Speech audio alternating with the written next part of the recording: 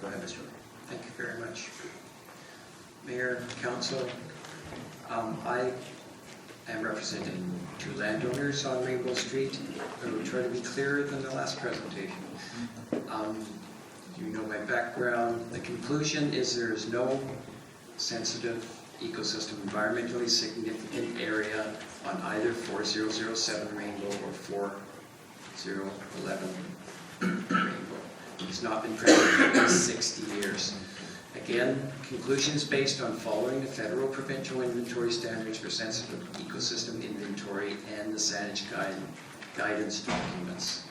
The oak trees are protected by the tree protection bylaw. These are the two properties from above on the left side. And on the ground, the properties are lawn and garden and gardens and outbuildings. Sensitive Ecosystem Inventory SCI Conservation Manual says Garry Oak woodlands are the most biologically rich of the 3 woodland communities. This one has 28 understory species in the Sensitive Ecosystem Conservation Guideline book. District of SANAGE description has understory species such as ocean spray, snowberry camas, spring gold, satinflower, etc., native grasses. This is what an actual Garry Oak woodland sensitive ecosystem looks like.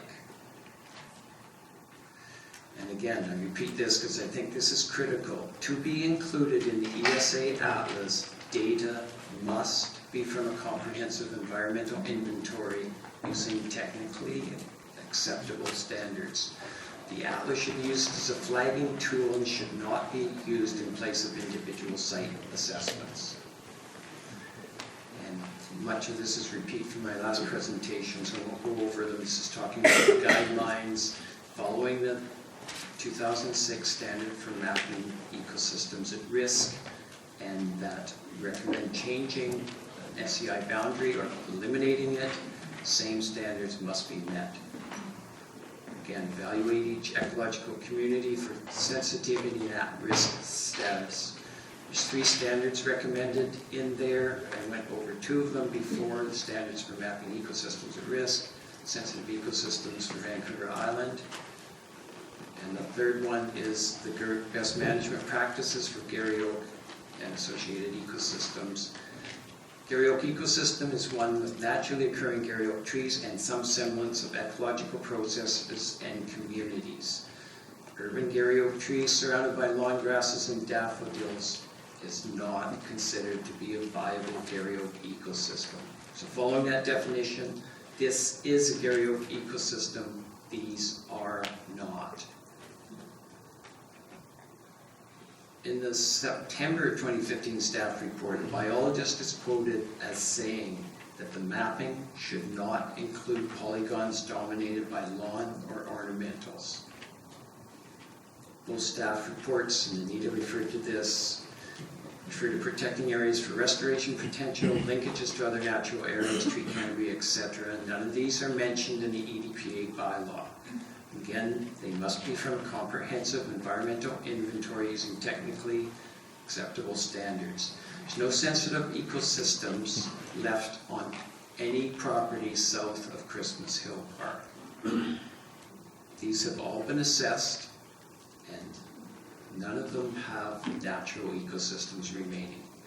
Corridors, if you look at this area here, it's a parking lot from the church and the school property. The corridor is broken there. It is broken at Mackenzie Avenue and is broken at the north end. So SEI was never meant to map corridors. This is a map of EDPA and SANAGE, and there are no corridors shown on it. SEI mapping was never intended to map all areas that could be restored to Garry Oak ecosystems. And if you leave these areas alone, they will go to invasive shrubs very quickly, like at Rainbow Ridge Park and many other parks, as we all know. My field visitation results I have assessed the property during each month of the spring last year and other months since last year. No natural ecosystem, no sensitive ecosystem exists on either property. So again, there is no Gary Oak Woodland ESA on either of these properties. This is a Gary Oak Woodland ESA. Again, these are not. Thank you. Thank you. Please come forward.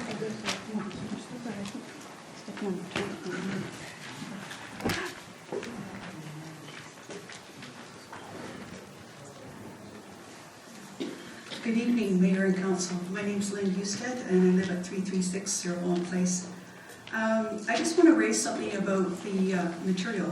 All 186 pages was for the weekend, and the terms of reference being a very small amount of that. What I want to raise right now is the reports done for the Rainbow Road properties. As I mentioned, Ted Lee did a survey, but there's two recent surveys done by, or reports done by Mr. Sector and Mr. Hubbard of CERC Consultants, the same ones that did some work recently on the Gordon Road properties. It's really important to talk about all the conclusions for that report. So the CERC Consultants state for both properties, based on the conclusions of the above analysis, it is recommended that the entirety of the subject property at 4007, and it was repeated for 4011, Rainbow Road, be immediately removed from the EDPA on the condition and understanding that no subsurface excavation with the potential to harm the roots of the present Gary Oaks will occur on this property. That's something that has been left out so far, and I think it's an important recommendation. Those are both, as everybody stated, registered professional foresters or biologists, and it's important that they have made that recommendation for your consideration. These properties will end up being developed. They're RS6, as I understand. Despite what Ted Lee has said about the tree protection bylaw protecting those trees, if the properties are developed, that will not be the case. Here's the wording from page 10 of the tree protection bylaw. A tree cutting permit to alter, cut, damage, or remove a protected tree may be issued in the following circumstances: where the protected tree is growing within the building footprint and the removal of the tree is required to accommodate the construction of the building. Where the removal of the protected tree is required for the construction or installation of a driveway, off-street parking area, septic tank or field, underground or above-ground utility corridor, and where no other locations are available where these features can be located. So I'm concerned about the removal of these properties from the EDPA without considering those recommendations from the registered professionals, and I would urge you to provide some protection for those trees ahead of the removal. I'm not sure how you can do that, and maybe through tree covenants, through natural state covenants, but when we're talking about looking at the registered professional recommendations for the Gordon Head property and for Ted Lee's for the Rainbow, why not consider these two registered professionals' recommendations, which is remove them with the condition and understanding no subsurface excavation with the potential to harm the roots of the trees. I think that should be given serious consideration as well. Thank you. Thank you. Are there any other members of the public who wish to speak? Please come forward.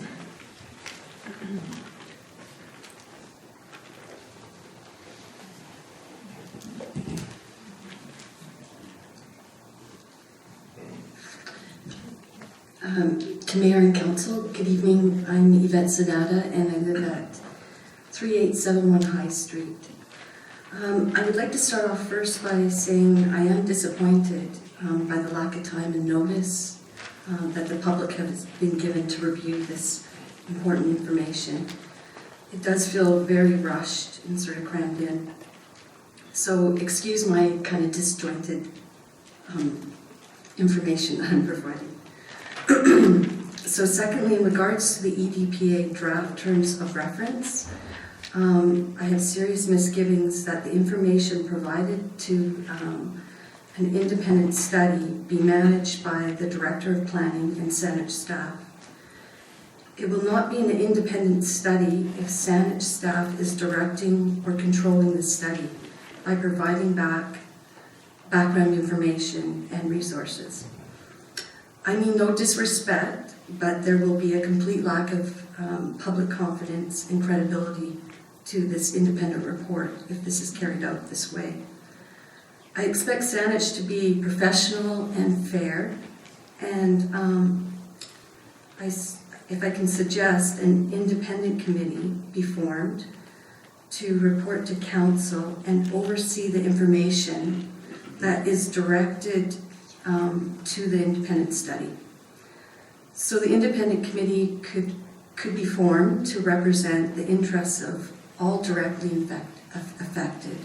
So it could look like a compromise of members of the scientific community, property owners, members of SCREDS, and members of SAFE as well, and also members of Saanich staff.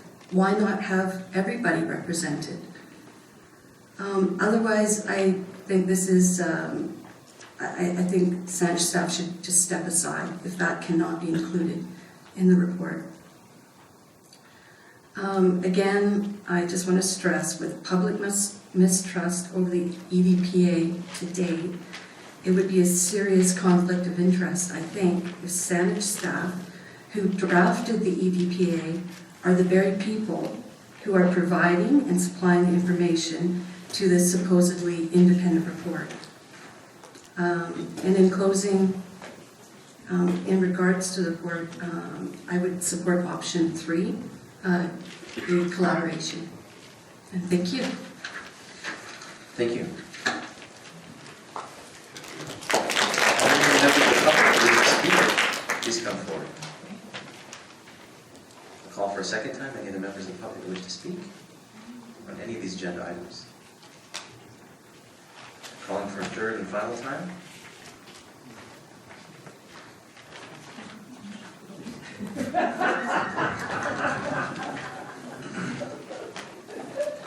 I'd like to speak to the terms of reference as president of the Saanich Citizens for a Responsible EDPA Society. It's okay. I think I'm going to let the council.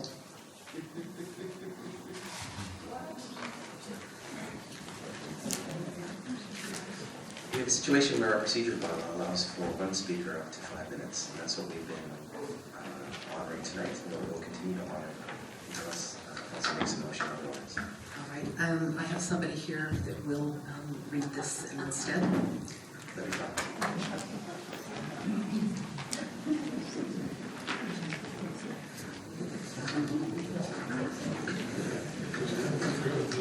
Good evening, Mayor and Councillor. Thank you for this opportunity.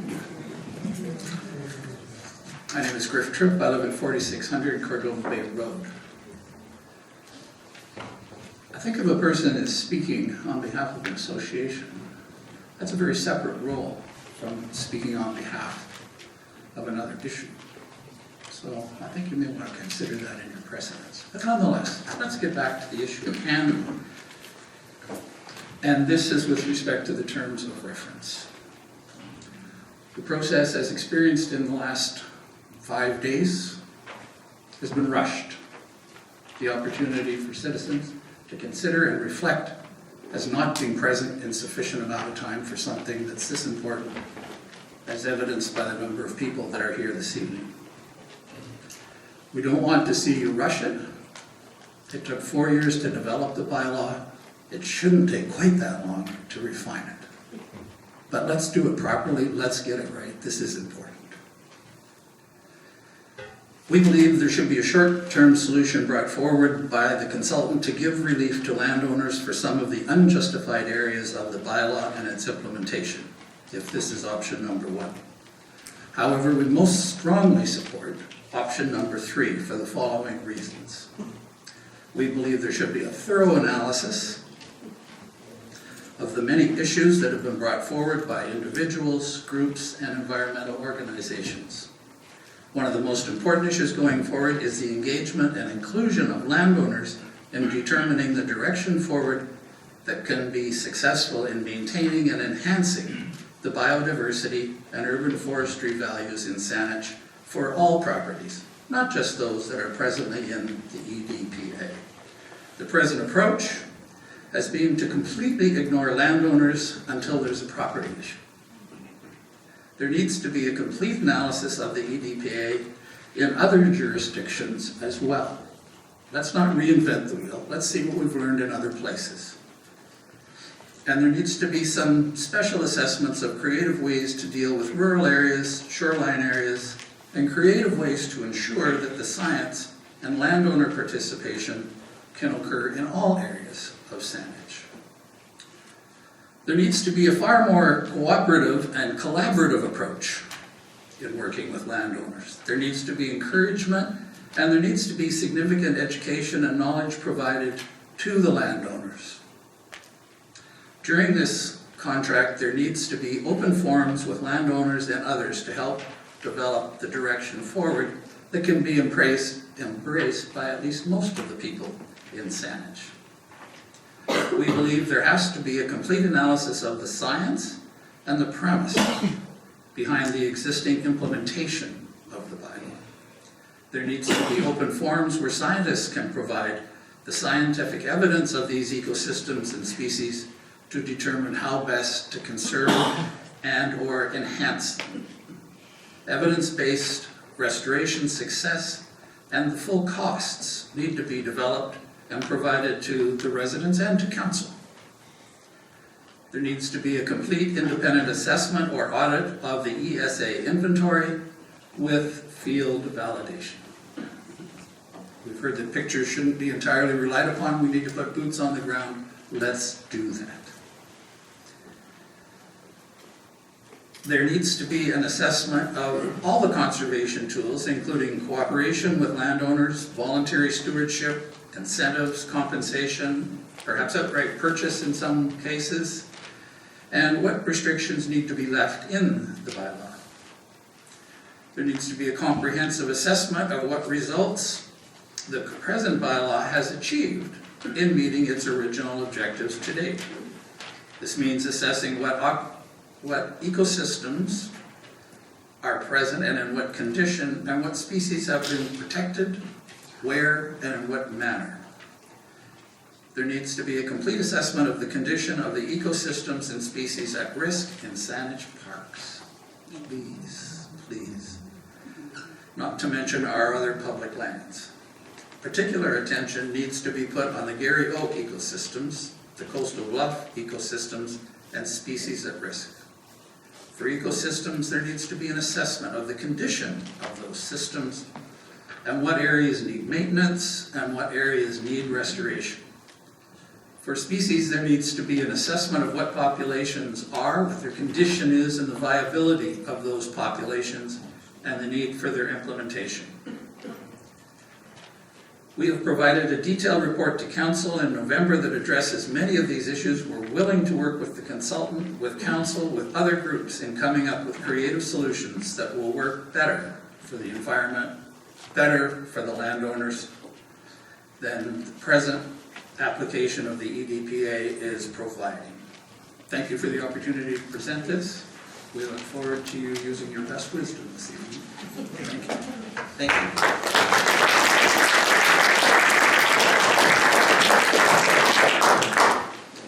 Are there any other members of the public that wish to speak? Please come forward. Call for a final time. Okay. I'm going to thank all the speakers. We're now closing the public input period, and we're going to move on to item 2 on the agenda, which is the bylaws for reading. Madam Clerk, would you mind introducing that item? Thank you, Mr. Mayor. This next item is the council procedure bylaw. The report of the Director of Legislative Services is outlining proposed amendments to the bylaw. Secondary component, the council wishes this evening to give the bylaw as amended 3 readings of the council procedure bylaw, amendment 9376.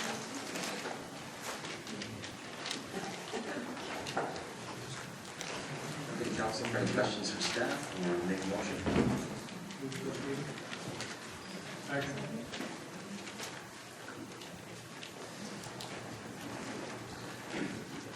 Call to question, all in favor?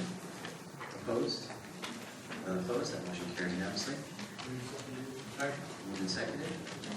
Councilor Murphy.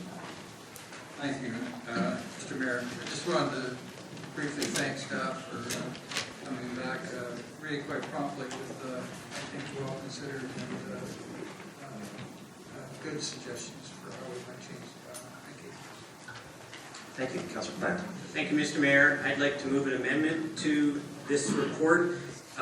In the council procedures bylaw report, there are lots of great things. What I think is missing from council, well, I guess I'll move the amendment first, that one of the options for council after hearing a delegation will be to refer to, and we would add town hall, a council meeting, or a future committee of the whole.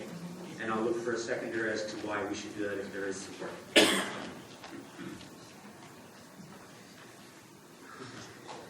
going to second that for point of discussion. Thank you, Councilor Haynes. Go ahead, Councilor Plant. Yeah, thank you. The council, we have had delegations in front of us, and we have done all of those things. We have pushed the delegations, excuse me, I see staff. Thank you, Councillor Plant. Mr. Mayor, we should actually read the bylaw a second time, and then introduce the amendment, and then at Oh, I third apologize. reading, give the bylaw amendment, the third reading as amended. After the second is approved, my apologies. I didn't see All that. right, so we'll draw that amendment, and then we'll, I think we're on the second reading already. So I'll call the question on the second reading of the bylaw. All in favor? Opposed? None opposed? That carries unanimously. And the third reading, please? No? Amendment now? Now introduce the amendment. My apologies. So the amendment would be that after a delegation, council have the opportunity to forward the topic to a town hall, a future committee of the whole, or a future council meeting. Second. Thank you. I'm a little disappointed that there doesn't seem to be support based on the time it took for a second, simply because these are things we did. I don't want to sit here when we have a delegation come forward and only have the options that are presented to us in this report. If we only limit ourselves to the options that are in this report, we take away the opportunity to set direction. We are the ones who should be deciding via future agendas. We should be the ones deciding when meetings happen with topics on that agenda. I think the report's great. I think that captured the spirit of almost everything we were asking for from our previous meeting. But even the report mentions that 3 times out of the times we heard from delegations, we went to a different option. So I think to not include that option would be, I think, amiss. So I would hope that you would simply approve this amendment so that we can continue to be doing what we have been doing in the last 6 months. Thank you. Thank you. Would the Secretary like to speak to it? I'll wait. All right. Councilor Murdoch and Councilor Rice. Thank you, Mr. Mayor. I do hear the wisdom of what Council Plant is saying, and I just wondered if maybe Ms. McPhee could comment on why that wasn't one of the recommended options. Thank you, Mr. Mayor. To Council, it was something that we considered, and the feeling was that normally when Council is sending something on to a Council Committee of the Whole, often they're referring it first of all to staff for a report, or perhaps an advisory committee to report back. And so it wasn't intended that it would stop council from doing that. And of course, council can suspend the rules of the procedure bylaw, so really you can pretty much do anything you want after you hear a delegation. But the idea was that council may want to refer it to staff, asking staff for a report to come back to a future council or committee, the whole meeting, or refer it to an advisory committee. We felt that was a bit more of an efficient process potentially for council than sending it to a council meeting, having some comments come back and taking sort of a blend in for staff. So it was referred to a meeting. There was a number of comments that came back. It was referred to staff, and then with the idea that it would come back a second time. Completely up to council. Just that was the direction we went. Thank you, Mr. Mayor. Councilor Murdoch. You have the floor, still. Thank you, Mr. Mayor, and thank you to our Director of Legislative Services for clarifying. The Glendenning example is one that I thought of actually, where it seemed like we were going to end up referring to a meeting to ask for a report that would then come back to a meeting. And so I think that the wisdom here is that we would be receiving information that would, we would be referring effectively to a future meeting, but asking that information accompany that item before it came back to council, so that there would actually be some content to speak to and possible and recommendations or recommended options from staff. So I think that that's quite a reasonable way to go about it, so that we wouldn't just effectively double back and do that anyway. But I think as our Director of Legislative Services pointed out, if that's not working for us, we can do it differently. We can simply say, let's take this to a different meeting. So I think we give that a try for now and see if that works, and if not, we can have another kick at amending the procedures bylaw. Councillor Bryce? Thank you, Mr. Mayor. I think that how we have done it has been under the impression of a different definition. Let's go now look to see what the new definition of delegation is, which it means a presentation for information from a person or persons on behalf of an organization or association.